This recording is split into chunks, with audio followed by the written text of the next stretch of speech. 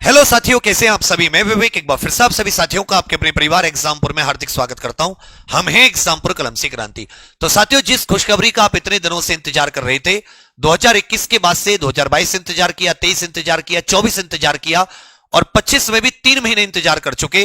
तो लगभग 3.25 साल बाद ये साथी यूपीएसआई उत्तर प्रदेश पुलिस उप निरीक्षक सिविल पुलिस, जिसे यूपीएसआई कहते हैं, या दरोगा भर्ती 2025 आ चुकी है। इसमें साथी आप सभी लोग बहुत अच्छे से समझ के चलिएगा। एक एक चीज को मैं आपको बता के चलता हूं। ये आज भर्ती बोर्ड ने शाम में एक ट्वीट किया, उस ट्वीट के आधार पर सब कुछ है। इसकी जो पद है वो पद की संख्या है 4543। पद कितने? 4543। 8000 की उम्मीद थी, लेकिन इन्होंने 8000 नहीं दिए, 4543 पद दिए। दूसरी बात, इस बार साथी पेपर पैटर्न सिलेबस सब कुछ चेंज कर दिया है। 2 पेपर की इसमें बात है। एक पीडीएफ भी सर्कुलेट हो रहा है, वो पीडीएफ पूरी तरह से सही है। इसमें प्री प्लस मेंस लागू हो गया है। आपको इंडिया में पहली बार प्री प्लस मेंस के बारे में बताने वाला यूपीएसआई में मैं ही हूं। हर वीडियो में मैंने आपको बताया कि ज्यादातर चांस है कि इसमें पेपर पैटर्न बदलेगा जितनी भर्ती लेट होगी, क्योंकि अध्यक्ष साहब ने कहा था कि अब कांस्टेबल में भी तुम देखना इस बार चांस है कि पेपर पैटर्न, उन्होंने कहा था कि अच्छे एसआई नहीं मिल रहे और एसआई ऐसे चाहिए कि जो लिखना भी जानता हो, वो चार्जशीट बनाना चाहता हो, केस डायरी बनाना चाहता हो, सब कुछ जानता हो। तो प्री प्लस मींस इसमें लागू हो गया है। बहुत कुछ चेंज हुआ है, लेकिन घबराने की कोई जरूरत नहीं है। अभी तुम्हारा बड़ा भाई जिंदा है। तैयारी के लिए अब एग्जामपुर से बेस्ट कुछ नहीं होगा। मजा आ जाएगा तैयारी करने में, धुआं उड़ा देंगे प्री प्लस मींस की एक साथ। तो अब सभी जो जो हमारे पास जानकारी है उतनी जानकारी दूंगा, क्योंकि पुरानी जानकारी क्या होगी? फेल, पेपर का पैटर्न गया बदल। अब इसमें समझो, सबसे पहले तो स्नातक फॉर्म की लास्ट डेट तक आपका रिजल्ट आना चाहिए। फॉर्म की लास्ट डेट तक। इसमें फॉर्म जो आएंगे वो याद रखिएगा अप्रैल के एंड में। फॉर्म के बारे में क्या बताया है? उन्होंने कहा है अप्रैल के अंत में। यह बात इन्होंने अपने ट्वीट में कही है कि फॉर्म जो आ रहे हैं वो अप्रैल के अंत में आ रहे हैं। प्री प्लस मेंस इसमें लागू हुआ है। सबसे पहले इसमें एज वगैरह के बारे में जानते हैं। देखिए, क्योंकि इसकी नियमावली में चेंज हो रहा है, तभी तो ये सब कुछ चेंज करेंगे। नियमावली को बदलना पड़ेगा। नियमावली ये लोग चेंज करवा रहे हैं। तो यहां पर देखिएगा, जो जनरल ईडब्ल्यूएस कैंडिडेट हैं उनके लिए 21 से 28 वर्ष आयु, ओबीसी 21 से 33, एससी एसटी 21 से 33, ये यूपी के मूल निवासी होने चाहिए। ठीक है। और ये जो वैकेंसी है ये महिला प्लस पुरुष दोनों के लिए। ये वैकेंसी महिला के लिए भी है, पुरुष के लिए भी है। अब हाइट वगैरह की बात करें तो यदि पुरुष कैंडिडेट हैं general OBC EWS SC category से, तो हाइट 168 सेंटीमीटर। मेल एसटी पुरुष हैं तो 160। महिला candidate EWS general OBC SC 152, ST महिला कैंडिडेट 147 सेंटीमीटर। रनिंग जो याद रखिएगा, पुरुष कैंडिडेट है 4800 मीटर 28 मिनट में, महिला कैंडिडेट 2400 मीटर 16 मिनट में। यह पे स्केल लेवल 6। इसमें लगभग आप ऐसा मानिए 50-52 हजार रुपए ये साथी आपको शुरुआत में सैलरी पड़ती है। जैसे ही ये पे स्केल 8 लागू हो जाएगा, तो पे स्केल 8 के बाद में आपकी जो सैलरी हो जाएगी वो लगभग 80-90 हजार के करीब हो जाएगी, जो कि बेस्ट है जब पे स्केल 8 आ जाएगा। तो इसमें दौड़ भाग के जो पैमाने हैं, मुझे नहीं लगता उनमें किसी प्रकार कोई चेंज होगा ऊंचाई वगैरह में। अब जो पहले पैटर्न था, वो पहले पैटर्न ये था, 4 सब्जेक्ट होते थे, सामान्य हिंदी, मूल विधि, संविधान, सामान्य ज्ञान। इसमें होता था आपकी मैथ्स और होती थी बच्चा आपकी रीजनिंग। सबके 40-40 क्वेश्चन होते थे, 160%, 400 अंक। ऑनलाइन पेपर होता था, सही के लिए 2.5 नंबर मिलते थे, नेगेटिव मार्किंग नहीं थी, लेकिन प्रत्येक सब्जेक्ट में 35% और ओवरऑल 50% नॉर्मलाइज्ड अंक लाना अनिवार्य था। क्योंकि भर्ती बोर्ड से मैं आपको नवंबर से बताते चल रहा हूं कि भर्ती बोर्ड 2 पेपर कराएगा, 2 पेपर कराएगा। कम से कम 20 वीडियो में बताया होगा, जब लोग हंसते थे रोज वीडियो बनाते हो, मैं बताते चल रहा था कि सिलेबस में ज्यादा चेंज नहीं होगा, लेकिन पेपर का पैटर्न बदल जाएगा। अब तुम लोग समझो कि पेपर का पैटर्न क्या है। ये एक डॉक्यूमेंट वायरल हो रहा है। इस वायरल डॉक्यूमेंट को मैं आपके सामने पढ़ के सुनाता हूं। इसमें क्या लिखा हुआ है?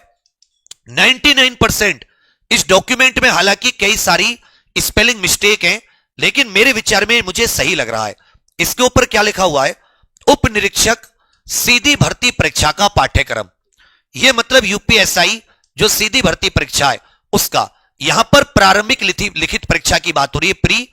प्री में सामान्य ज्ञान है, यूपी जैसे कांस्टेबल का पेपर आता है, सेम टू सेम इन्होंने करने का प्रयास किया है। जैसे यूपी कांस्टेबल के टॉपिक आते हैं, सेम टू सेम इन्होंने एक इसमें जीके हो गया, एक इसमें मैथ्स हो गया, मैथ्स में वो फालतू के टॉपिक हटा दिए रीजनिंग वाले, और एक सिंपल रीजनिंग हो गई, रीजनिंग में मानसिक अभिरुचि वगैरह प्री से हटा दी।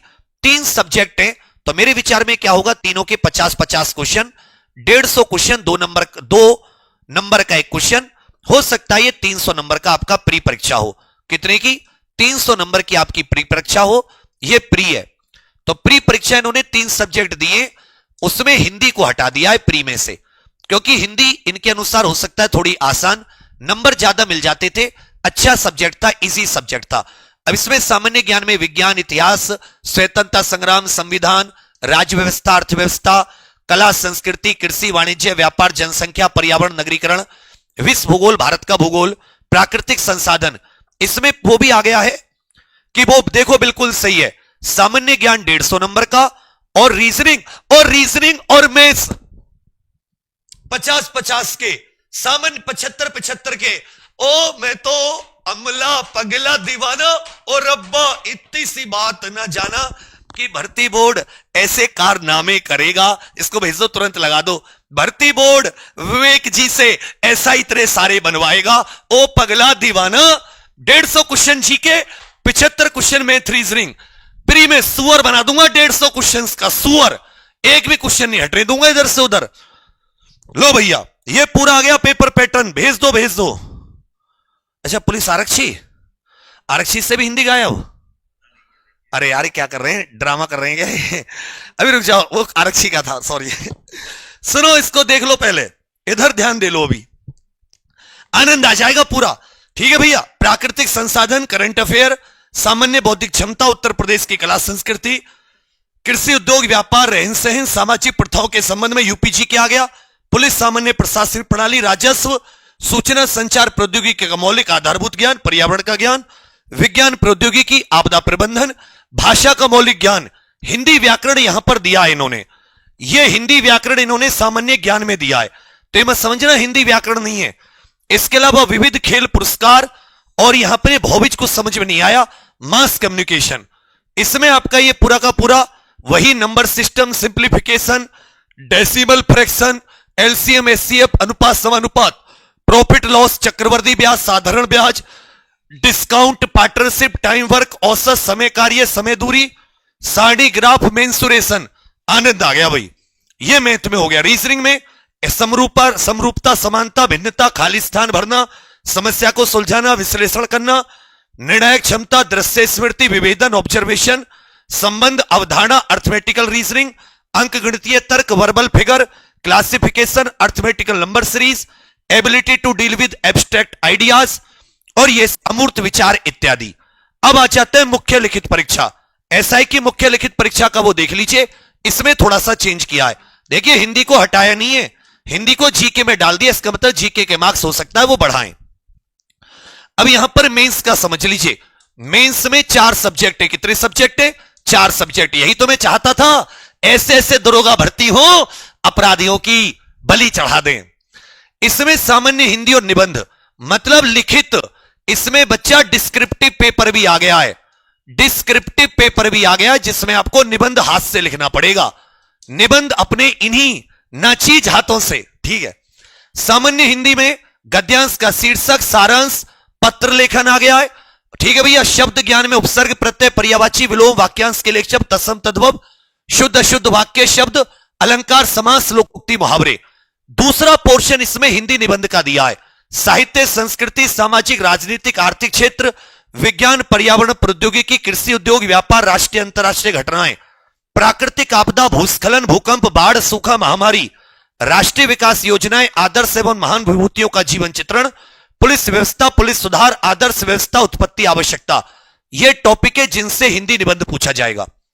फिर दूसरा सब्जेक्ट है मूल विधि, संविधान।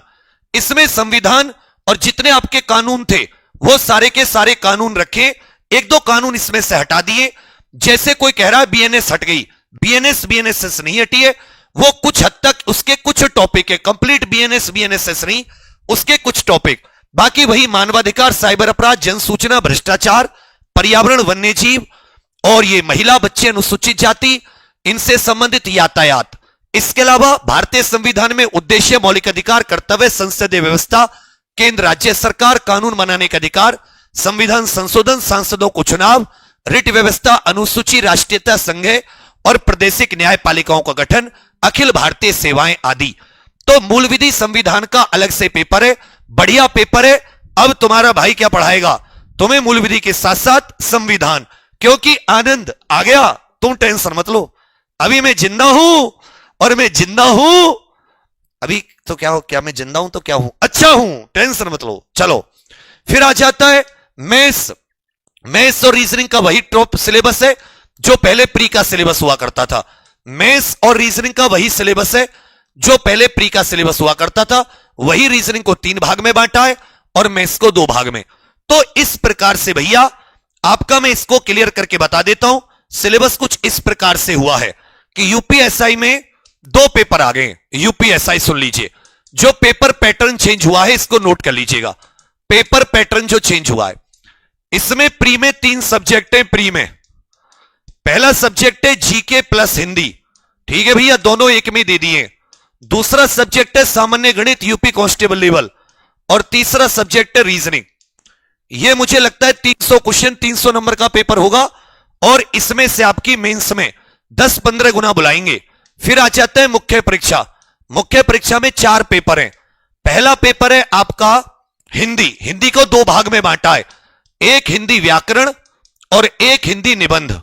व्याकरण प्लस पत्र लेखन, ठीक है भैया, और दूसरा हो जाता है इसमें निबंध, हाथ से लिखने पड़ेंगे, पत्र निबंध।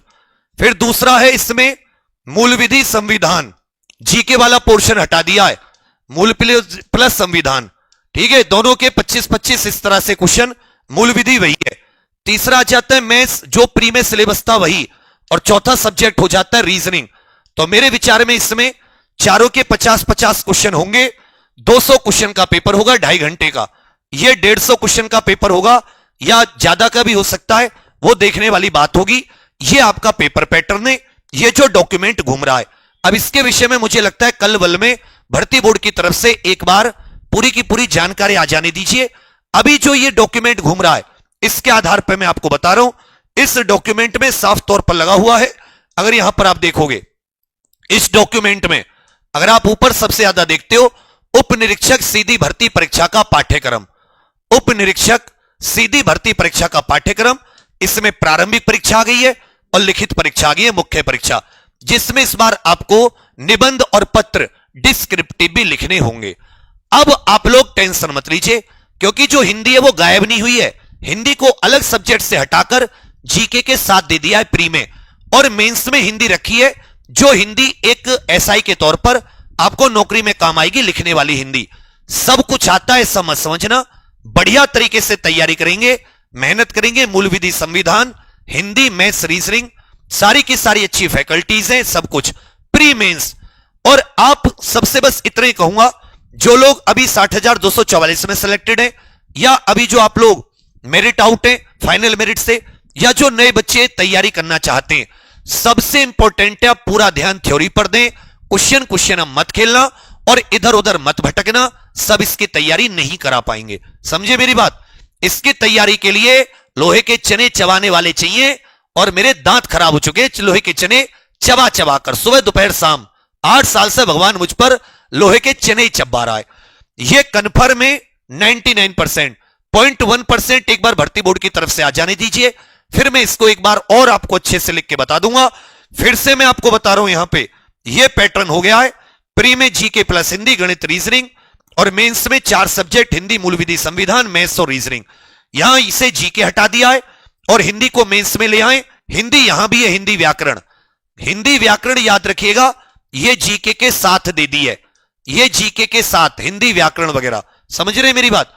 बढ़िया पेपर पैटर्न है। अब मेहनत वाला बच्चा लगेगा, जो बहुत मेहनती स्टूडेंट होगा, जो क्वेश्चन करके आप 15 लाख रुपए वाला सिस्टम था, वो यहां पर दी एंड हो जाता है। यहां से भर्ती होंगे एक से एक बढ़िया मेहनती बच्चे। बढ़िया हो, मेहनत करना जानते हो, 8-10 घंटे डेली, और डेली ये कहोगे एक पत्र और एक निबंध लिख के सोएंगे। एक पत्र एक निबंध डेली दूंगा, लगभग हमारे पास ऐसा मानो कि प्री के लिए 4 महीने हैं और उसके बाद 2 महीने और मिल जाएंगे।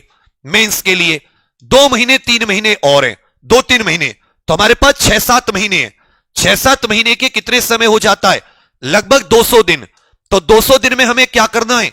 कम से कम 150 निबंध और 150 पत्र करने हैं। बोलो ये कर पाओगे मेरे साथ? 150 निबंध और पत्र, डेली एक निबंध लिखेंगे, डेली एक पत्र लिखेंगे। हम लोग तैयारी करेंगे मेंस की। मेंस में लगभग 10-15 गुना बच्चे बुलाए जाएंगे, 60-70 हजार बच्चे। इसमें आने की कोशिश करेंगे कि 60-70 हजार में हम लोग आए। तो जो लोग प्री की सोच के जाएं, आप सभी लोग यूपी कांस्टेबल की कोशिश कीजिए। आप सभी लोग इसमें अपना समय व्यर्थ मत करना अगर आप अभी से मेंस में नहीं लगोगे, क्योंकि लास्ट के 2 महीने में आप निबंध पत्र ये सब तैयार नहीं कर सकते। अभी से मूल विधि संविधान, अभी से मैथ रीजनिंग तो कॉमन ही है, संविधान भी कॉमन है, मूल विधि हिंदी का ये वाला जो पोर्शन है ये सब आपको अभी से तैयार करना पड़ेगा। डेली एक निबंध और डेली एक। अब निबंध में ऐसा नहीं होता कि निबंध मुंह उठा के लिख देते हैं। निबंध लिखने के लिए जानकारी चाहिए। निबंध के बारे में पहले जब 10, 20, 30 निबंध लिखोगे तब निबंध लेखन बहुत अच्छा हो जाएगा।